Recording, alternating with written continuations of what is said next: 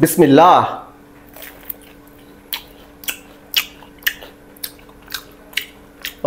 মারহাবা। এত চমৎকার মুচমুচে আওয়াজ শুনেই বুঝতে পারছেন আজকের এই বেগুনি কতটা ক্রিস্পি হয়েছে এবং একই সাথে হয়েছে ফুলকো।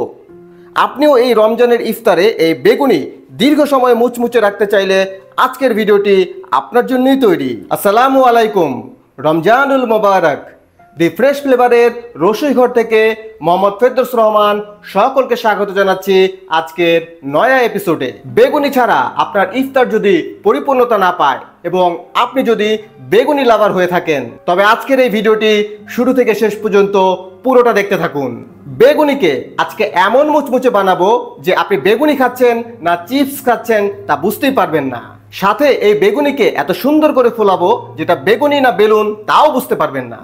এই ভিডিওতে আমার দেওয়া কিছু স্পেশাল টিপস আপনি যদি ফলো করেন তাহলে এই বেগুনি মুচমুচে থাকবে 1 থেকে 1.5 ঘন্টা পর্যন্ত।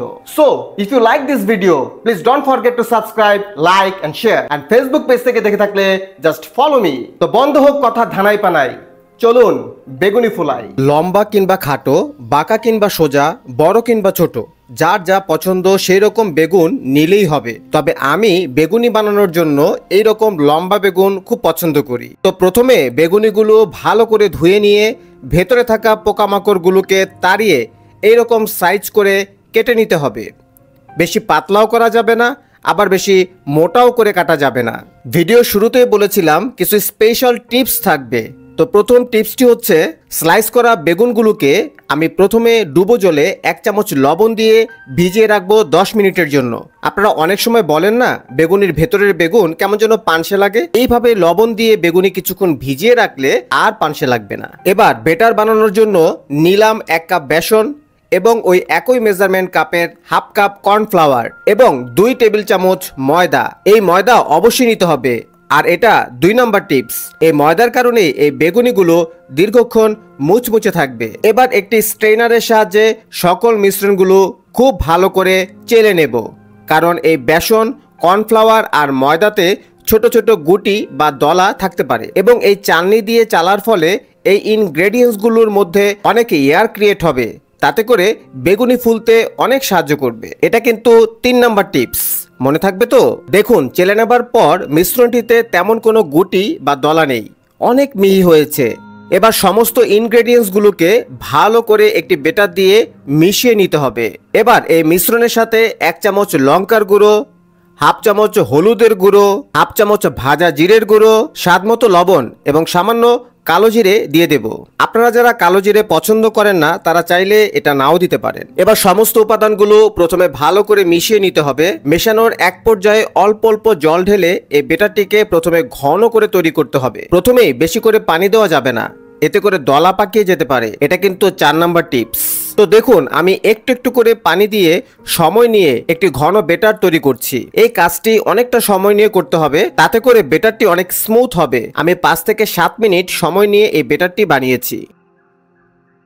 এই পর্যায়ে আমি দিয়ে দিচ্ছি 1 চামচ বেকিং পাউডার। আর এটা সবসময় বেগুনি ভাজার আগে দিলেই ভালো হয়। বেগুনি বানানোর জন্য সবসময় বেকিং পাউডার ব্যবহার করবেন, বেকিং সোডা নয়। এই বেটারের কনসিস্টেন্সিটা কেমন হবে তা বোঝানোর জন্য আমি আমার একটি আঙ্গুলকে ডুবিয়ে দিয়ে তুলে নিয়েছি। তোলার পর আঙ্গুল থেকে মিশ্রণটি ছিঁড়ে ছিঁড়ে পড়বে আর আমার আঙ্গুলে বেটারটি খুব ভালো করে কোটিং হয়ে আছে। ঠিক এই রকম কনসিস্টেন্সির একটি বেটার বানাতে হবে। ওকে, স্লাইস করা বেগুনগুলোকে তুলে ভালো করে শুকিয়ে নিয়েছি। আপনারা চাইলে একটু টিস্যু দিয়ে এর জলগুলো মুছে দিতে পারেন। এবার ফাইনাল খেলা শুরু করি, চলুন। গরম তেলে বেগুনগুলোকে বেসনের বেটার দিয়ে কোটিং করে ডুবো তেলে ছেড়ে দিলাম। চুলোর আঁচ মিডিয়ামে রেখে এখন ভাজবো। ভাজার সময় একটি চামচ দিয়ে গরম তেল বেগুনের উপর এইভাবে দিতে থাকবো, তাহলে বেগুনিগুলো ফুলতে শুরু করবে। এটা কিন্তু 5 নাম্বার টিপস। এবং একটি বেগুনি পুরোপুরি ফুলে না ওঠা পর্যন্ত অন্য বেগুনি দেওয়া যাবে না, এটা কিন্তু 6 নাম্বার টিপস। দেখুন, প্রথম বেগুনটি ফুলে ওঠার পর আমি দ্বিতীয়টি ভাজার জন্য দিয়েছি। দেখছেন তো, পাশ থেকে গরম তেলগুলো যখন বেগুনগুলোর উপরে দেওয়া হচ্ছিল বেগুনিগুলো কত সুন্দর করে ফুলছে। এবার একটি চামচ দিয়ে তেল ঝরিয়ে একে একে তুলে ফেলুন। খেয়াল রাখবেন বেগুনি ফুলে ওঠার সাথে সাথেই তুলে ফেলবেন না, একটু সময় নিয়ে ভেজে তারপর তুলবেন, তাহলে বেগুনির ক্রিস্পি ভাব অনেকক্ষণ থাকবে। এটা সর্বশেষ টিপস। তো ভাজাভাজি শেষ, এবার পরিবারের সবাইকে নিয়ে গরম গরম খেতে থাকুন আর আমায় একটু ভালোবেসে ভিডিওটিতে একটি লাইক করুন আর কমেন্ট করে জানান কেমন লাগলো। আমি আসবো আবার নতুন কিছু নিয়ে। ততক্ষণ পর্যন্ত ভালো থাকুন, সুস্থ থাকুন। ধন্যবাদ।